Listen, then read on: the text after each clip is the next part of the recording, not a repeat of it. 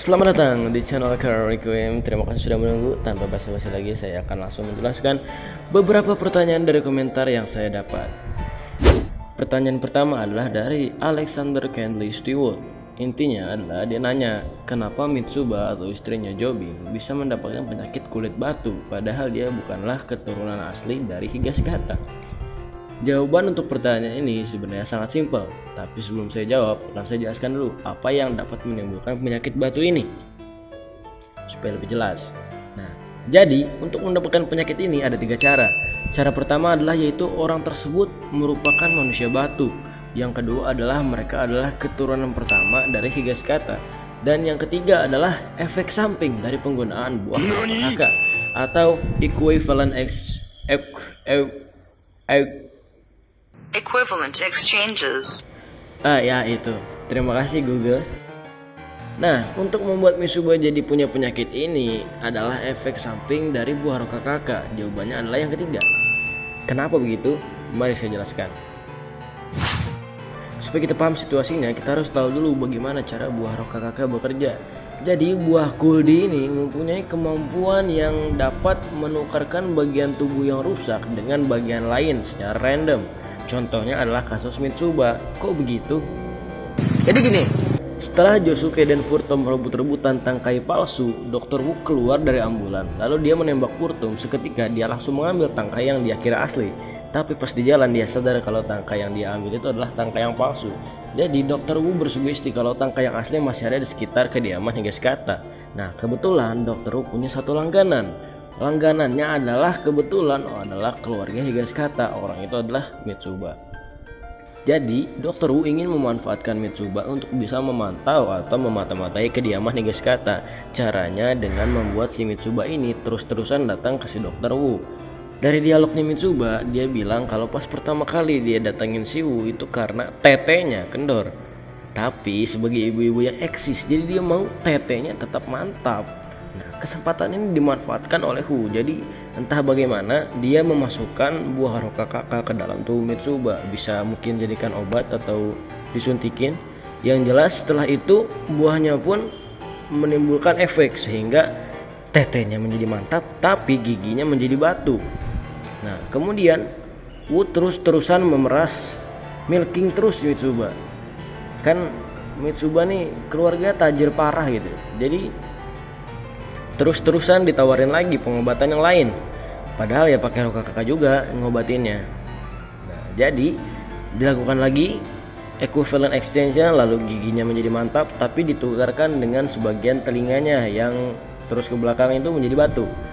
Terus apa hubungannya nge-milking Mitsuba sama mantau kediaman Higashikata? Jawabannya karena supaya Wu bisa masuk ke dalam badannya Mitsuba sembari nyari tangkai roka kakak di kediaman Higashikata. Karena kemampuan Stan Wu adalah bisa membuat badannya menjadi partikel-partikel kecil.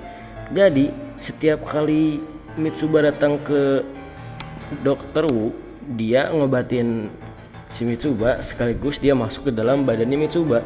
Jadi bisa nongki deh di badannya Mitsuba. Ya sekalian nyari-nyari deh itu tangkai.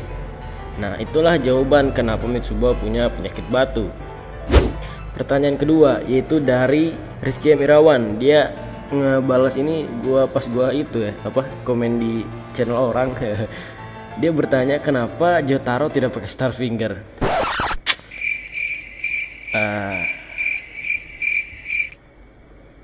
Ya karena apa lagi? Part 4 itu bukan partnya Jotaro. Kalau Jotaro terus-terusan ditonjolkan, Josuke nggak bakal dapat development. Dan itu akan jadi partnya Jotaro, bro. Emang susah menerima karakter favorit kita di nerf, tapi ya mau bagaimana lagi, Jotaro nggak bakal terus-terusan kuat. Dia juga manusia. Pertanyaan keduanya adalah kenapa Jotaro pakai teropong cuma buat lawan tikus, padahal di part 3 dia bisa lihat Endol dari jarak ratusan meter. Nah, gue ini yakin banget dah. Dia pasti tanya ini karena ngeliat meme ini.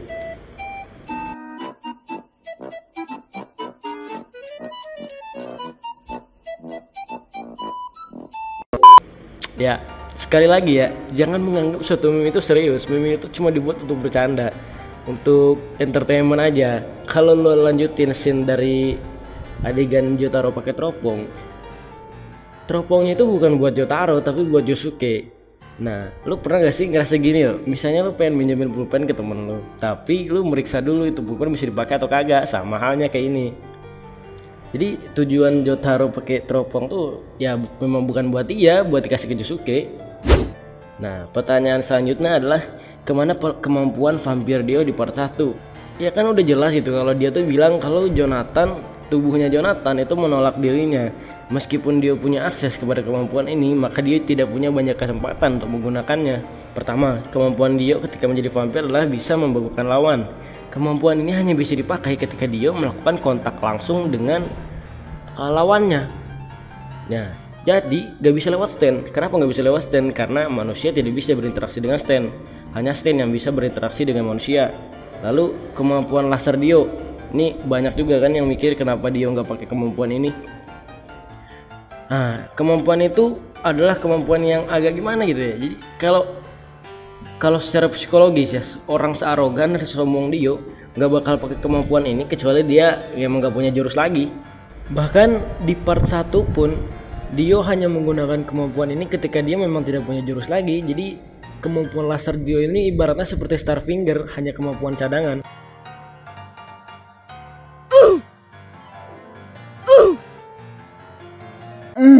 Tapi ada satu alasan lagi mengapa Dio tidak menggunakan kemampuan-kemampuan ini. Alasannya itu adalah tujuan utama Dio dalam pertarungan terakhir itu adalah untuk mendapatkan sebanyak-banyaknya darah Joestar untuk meningkatkan kemampuan stop time miliknya. Karena Dio diberkati dengan kemampuan, dia menjadi sangat percaya diri dengan kemampuan ini dan lebih mempertimbangkan menggunakan The World dan meningkatkan The World daripada kemampuan-kemampuan yang lain. Nah, jadi ya bukan dilupakan, tapi ya The World itu lebih bagus loh. Ngapain ngurusin yang lain-lain itu loh. Bahkan Dio pernah menyatakan sendiri kalau dia bisa menguasai dunia hanya dengan menggunakan stand-nya. Ya intinya sih dia sangat percaya diri aja sama The World. Jadi tidak pakai kemampuan lain. Dan ya tubuh Jonathan menolaknya. Pertanyaan ketiga adalah kemana kemampuan Damage Reflection Gold Experience? Kemampuan ini diperlihatkan di awal-awal cerita, di mana setiap orang yang menyerang kehidupan ciptaan Giorno, mereka akan mendapatkan serangan balik 2 kali lipat. Tapi seiring berjalannya cerita, kemampuan ini terasa dilupakan. Padahal sama halnya dengan kebanyakan kasus Arky Forgot, kemampuan ini hanya kurang memiliki kesempatan untuk dipakai. Karena syarat untuk aktifnya kemampuan Damage Reflection ini adalah musuh harus menyerang langsung kehidupan yang diciptakan oleh Giorno. Sedangkan di pertarungan yang melibatkan Giorno, hanya sedikit orang yang menyerang kehidupan yang diciptakan Giorno. Jadi gimana mau aktif? Tapi kan pas Giorno ngelawan Diavolonya nginjak kalau jengking ciptaan Giorno. Ya.